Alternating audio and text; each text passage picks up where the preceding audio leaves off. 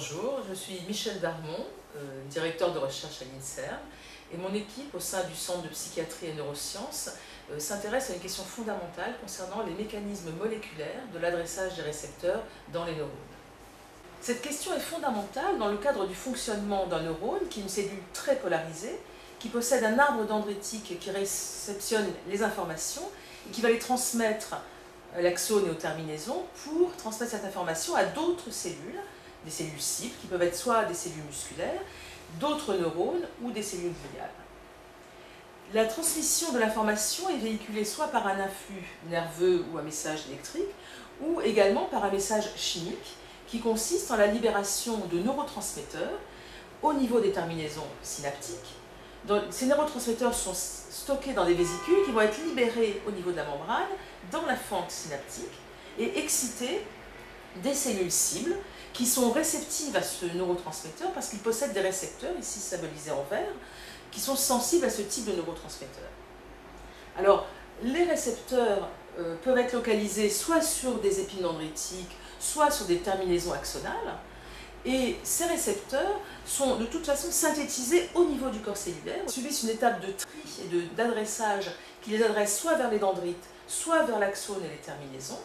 Et ces mécanismes de tri et d'adressage ne sont pas du tout connus jusqu'à présent, et ce sont ces questions que mon équipe aborde depuis plusieurs années, et qui sont importantes pour le fonctionnement du neurone et pour sa pharmacologie. Et en particulier dans le cas de certains récepteurs qui appartiennent à la famille des récepteurs couplés aux protéines G, qui sont des familles très importantes, il y en a 800 à peu près chez l'homme, dont une grande partie sont des récepteurs olfactifs, mais un grand nombre sont également des récepteurs qui sont les cibles de médicaments utilisés en thérapeutique humaine. Comme toutes les autres protéines, les récepteurs sont synthétisés dans le réticulum endoplasmique, puis passent dans l'appareil de Golgi avant d'être adressés vers la membrane plasmique. Et donc mon équipe s'intéresse aux mécanismes qui contrôlent cet adressage à la membrane plasmique, en particulier concernant le récepteur GABA-BR1 qui lie donc le neurotransmetteur GABA,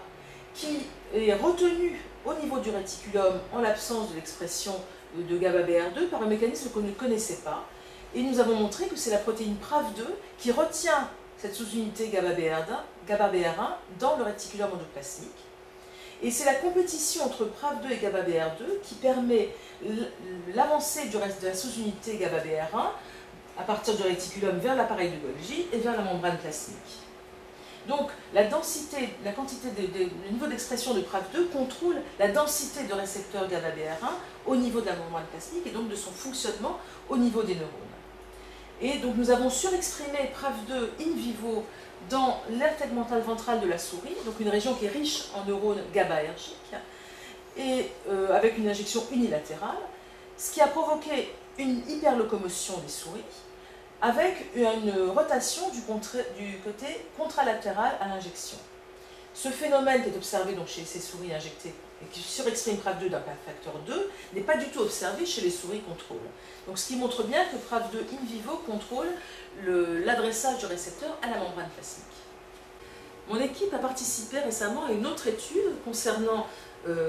l'adressage d'un récepteur couplé aux protéines G, le récepteur de la sérotonine 5-HT1A,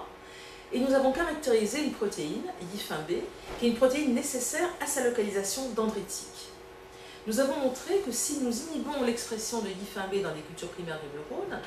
le récepteur 5-HT1 n'est plus adressé de la même façon au niveau des dendrites, et ceci par une interaction directe entre YIF1B et le récepteur.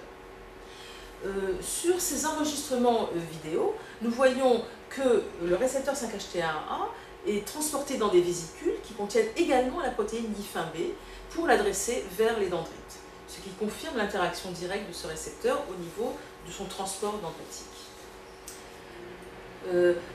Plus récemment, nous avons caractérisé une souris knockout pour la protéine YIF1B, dans laquelle nous avons inhibé l'expression de YIF1B au niveau de tous les tissus de la souris. Et ce que nous avons observé, c'est que cette protéine est nécessaire à l'architecture de l'appareil de Golgi, puisque nous avons observé qu'il était fragmenté chez les souris knockout. Et de plus, cette protéine est nécessaire au trafic antérograde des molécules dans la cellule, puisqu'il y a une étape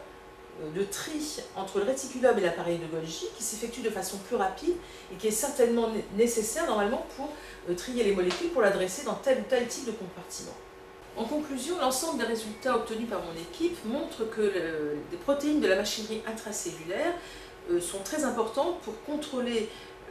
l'adressage des récepteurs à la membrane plasmique et surtout leur fonction et leur pharmacologie. Ces résultats sont importants dans le contexte de la pharmacorésistance, puisque une de nos hypothèses est que les pharmacorésistances qui apparaissent après les traitements prolongés chez l'homme pourraient résulter de problèmes de mauvais adressage des récepteurs suite à des traitements chroniques très prolongés, de plusieurs mois par exemple, avec un certain médicament.